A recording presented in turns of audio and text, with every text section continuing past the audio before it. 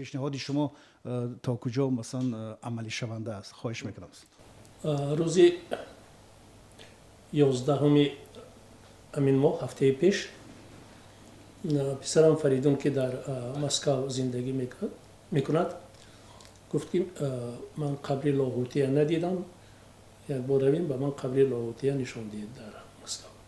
ما رفتیم قبرستان نودویچه و قبر لاهوت رو زیارت کردیم و در اونجا بعدتاً گفت که آیا در قبرهای قهرمانهای تاجیکستان نصرت الله مقسوم و شیرین شاه شاه تیمور در تاجیکستان هست، در وطنشان هست یا نه؟ من گفتم که نه، اونها در حبسخانه هلاک شدند و معمولا نمیدونم، من شخصا نمیدونم که در کجا. گفت که در همین مسکو است و من یک دفعه رفتم دانسکوی کلادبیشه مسکو، این در مرکز مسکو است، نه چندان دورتر از متروی لینسکی پراسپکت.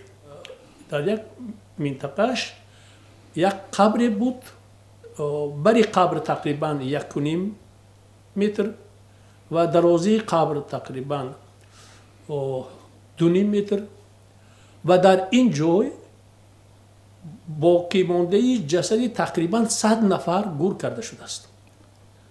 و اصلا چیزی مهمش است که یک سنگی که از اول نوشتن در این است که قبری خواستگار پیدا نکرده، قبری بی صاحب، یعنی نزد ریبوانی مگیلی، همین که در سنگ همین خیلی حکاکی شده است و این هم چند نفری که در اونجا هستند اینا گویا کسی اینا خواستار نشده است و در اونجا تبلیچکه های در بالای پارچه سنگ های مرمر نوشته شده است. در یکیش نوشتند نصرت الله مقسوم اولین رهبر جمهوری تاجیکستان، در سنگ دیگری نوشتند شیرین شاه شاه تیمور از اولین رهبران جمهوری تاجیکستان. یعنی در بین همه این چیزها این دو پاره سنگ هم هست. این قبر البته من نمیدونم خود ساخت جسد یا خاکستر یا خاک چگونه است در تگرش نمیدونم. اساس قبر است که قبر آدم هایی که گویا اقربان ندارند، گویا پشتیبان ندارند.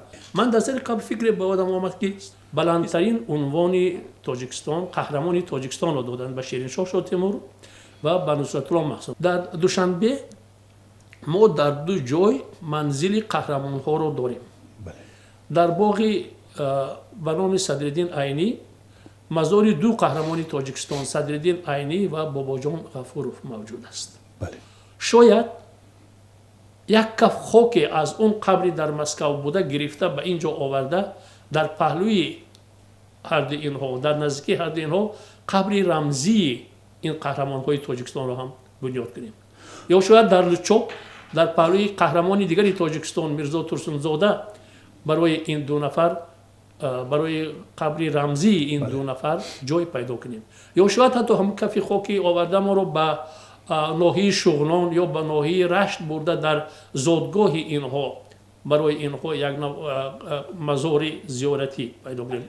این چیز برای اونها در کار نیست، این چیز برای ما، برای نسل‌های آینده ما در کار است. بگیرید روس‌ها قبر شلیاپین را از فرانسه گرفته آوردند و در مسکو دفنش کردند.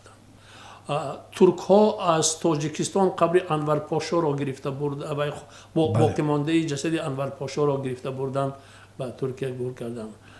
من در روایت های تاریخی آمده است که پادشاه های بزرگ را از بس که در جایهای در زمان قدیم نقلیات نبود و بردن و ماندنش دشوار بود، به هر حال چیزی را از جسدشان اصلا سرشان را از جسدشان گرفته می بردن به اون مملکتی که بردنشون در کار بود.